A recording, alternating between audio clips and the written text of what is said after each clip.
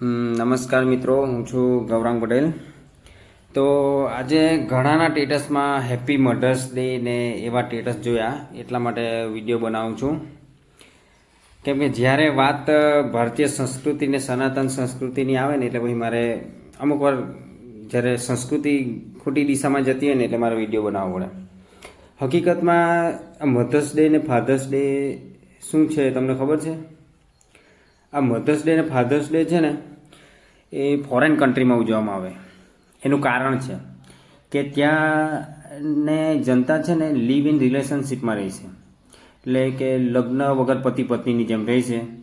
થોડાક વર્ષ contract marriage કરે અને પછી છૂટા થઈ જાય, બીજો પાર્ટનર શોધે, આવું ઘણું થાય.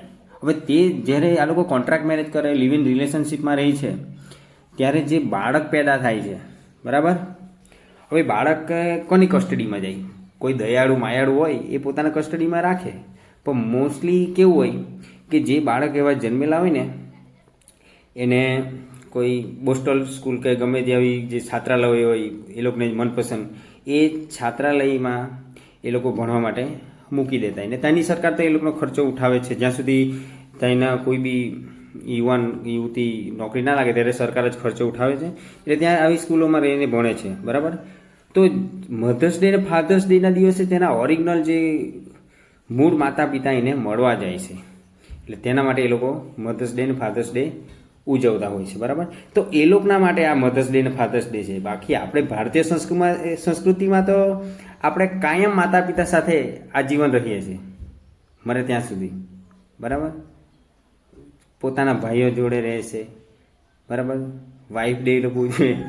આ બધું નવું નવું છે, બરાબર. ફોરેન કન્ટ્રીના નિયમ આપણે અહીં લાવી કાઢ્યા, બરાબર. હકીકતમાં એવું નથી. જાગો કે આ બધું વાહિયાત છે, મેં તેમ કહું, બરાબર. આપણે તો સનાતન સંસ્કૃતિ, ભારતીય સંસ્કૃતિ, બરાબર. લગ્ન જ્યારે કરે ને ત્યારે 7 જન્મના ફેરા લેવાય, બરાબર. અહીંયા આપણી ભારતીય સંસ્કૃતિની મા વિશે તમને કહું, અમારી મા વિશે તમને એક વાત કહું. આપણે ફોન પર હાલો કરીએ ને એટલે અવાજ પછી જાણી જાય કે બેટા ખાધું કે નહીં, આજે હું થયેલું છે એમ, બરાબર. એટલે આપણી મા આવી હોય જે આપણે અવાજ પરથી જાણી જાય કે મારો છોકરા જે નિરાશ છે, બરાબર. ત્યાંની મા આવું જાણતી નથી, એને વર્ષમાં એક જ વાર યાદ આવે કારણ કે જરૂર હોય છે કે ચાલો મારા છોકરાને મળી આવો એમ. બાકી આપણી મા તો દિવસના કેટલા ફોન કરી લે, જરાક તમે મોડા પહોંચો ઘરે કેટલા ફોન આવી જાય, એને મા કહેવાય, બરાબર.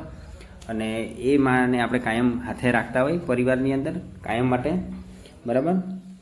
અને બહાર નોકરી કરતા હોય મારા જેવા યુવાનો, એ તો ડેઈલી ફોન પર કોન્ટેક્ટ કરતા હોય, બરાબર ને.